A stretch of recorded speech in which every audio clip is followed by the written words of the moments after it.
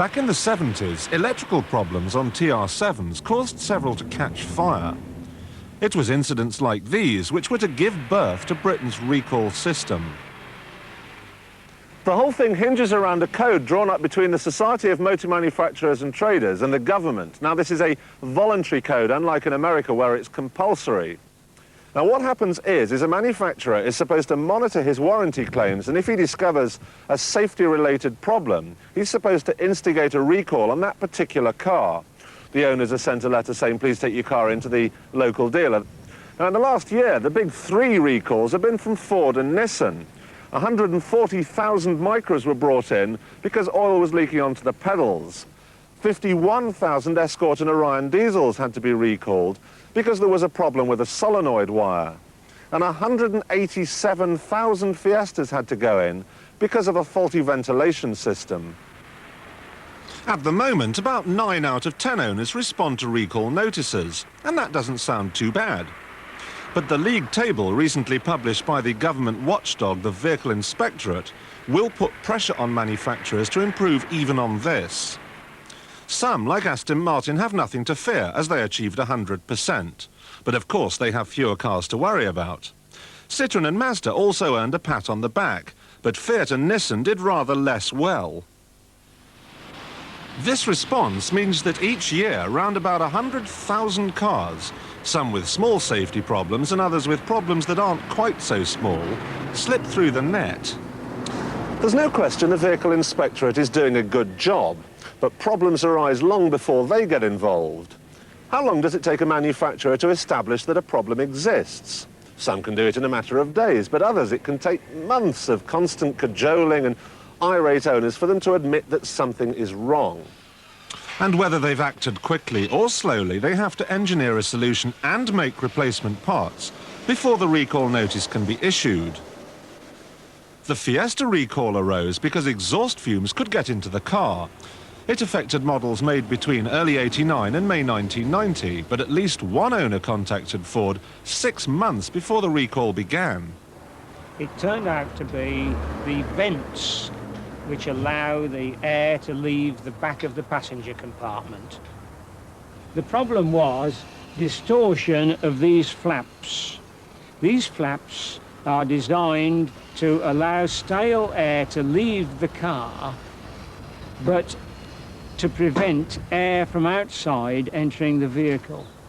I approached Ford and did in fact have both vents replaced under warranty.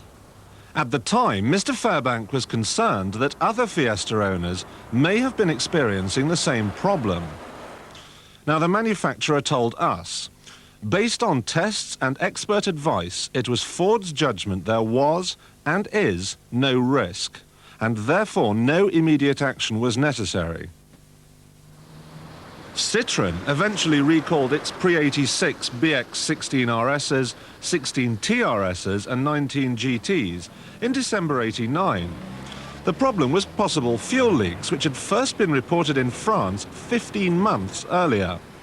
The recall came 11 months after Citroën began service checks on the continent and 2 months after Julia Freighter's car was destroyed in a fire.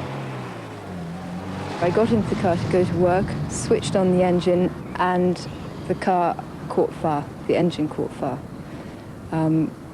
Thank goodness I didn't have my children with me. It was really very quick. The fire just took off. There was smoke pouring from the front and the back. And within minutes, the car was a write-off. It can't be proven beyond doubt that this particular fire was caused by petrol leakage, but the circumstances were similar to those first reported in France. Certainly it is a coincidence. Citroën UK told us they weren't aware of the fire on Mrs. Freighter's BX until more than 3 months after the incident, and were therefore precluded from examining the vehicle to determine the cause of this incident. And referring to the service checks in France several months before the British recall, they say these were specifically designed to assess if there was a problem which merited further action, and were undertaken in France as this is the area with the greatest presence of the model. The fleet sector, which buys half of all new cars, is generally happy with the system, but it does know of cases where manufacturers have dragged their feet. One which came across my desk last week concerns a number of fuel-injected cars where drivers report that the throttle sticks on after they lift off. This leaves the vehicle running at relatively high speed in a fairly uncontrolled manner. So far, both dealers and manufacturers seem reluctant to accept that there is a problem, and yet it exists on a large number of identical cars. And problems aren't just confined to new vehicles either. A viewer in Cheshire bought a used Metro, not realising the original filler cap should have been replaced in an earlier recall campaign. He didn't realise until after an accident, thought to have been caused by petrol, spilling out of the tank and onto the rear tyre. Maybe the Metro's original owners didn't take it in for the recall. Certainly there's no suggestion that Rover, or whatever they were called at the time, was to blame.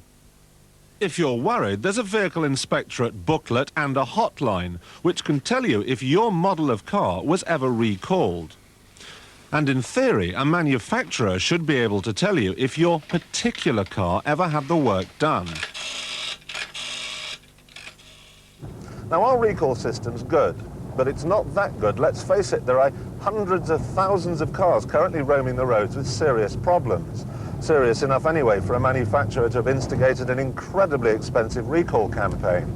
Solutions, well, they're not going to be cheap and they're not going to be easy, but surely it ought to be worth a look at a system whereby you could somehow mate information on recalls to the logbook.